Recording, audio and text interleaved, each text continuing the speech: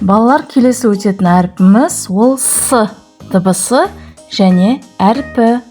С дыбысы және әрпі.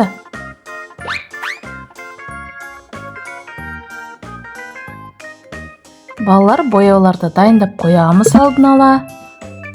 С дыбысы балалар бізде дауыссыз дыбыс. Қайталаймыз. С дыбысы бізде дауыссыз дыбыс.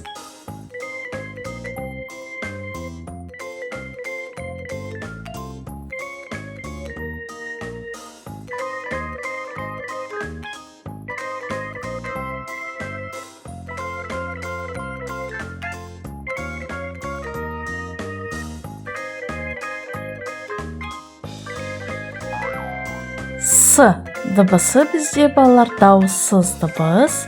Сондықтан оны көк түспен бояймыз балалар. Көк түспен бояймыз.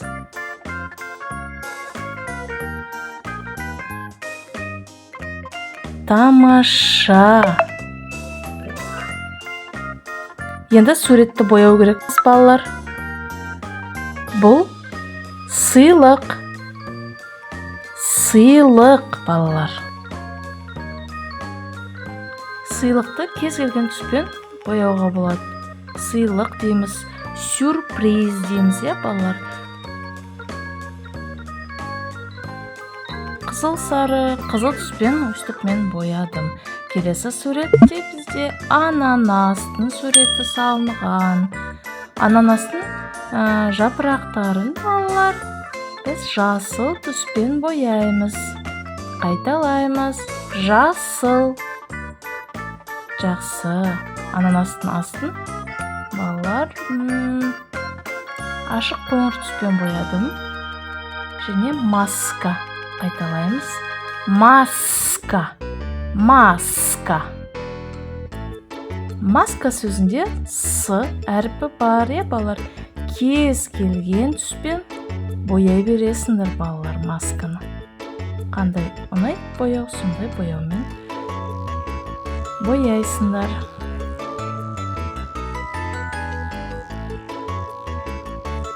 Мен міне осындай түстермен боядым.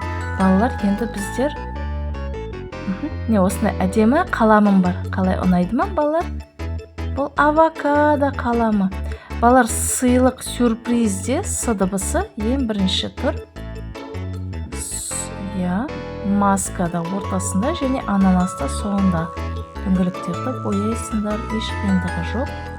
Енді балалар, мына көк нүктемен берілген с дыбысын біз үстінен қара қарындашпен басып жазуымыз керек. Жазамыз және қайталаймыз, балалар. С әдемілігі үшін өстіп сеуіп қоямыз, балалар.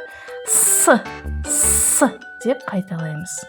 Балалар, ойыншықтардың бәрін үстелге бүгін қойып қойдым мен өстіп. Бізге қызық болсын деп. Тамаша, мінекей. Осылай бүгін біз бәріміз бірге жұмыс жасадық. С дыбысы және әрпін өттік. Жарайсыңдар балалар. Арнамызға жазылуды ұмыт кетпеңіздер.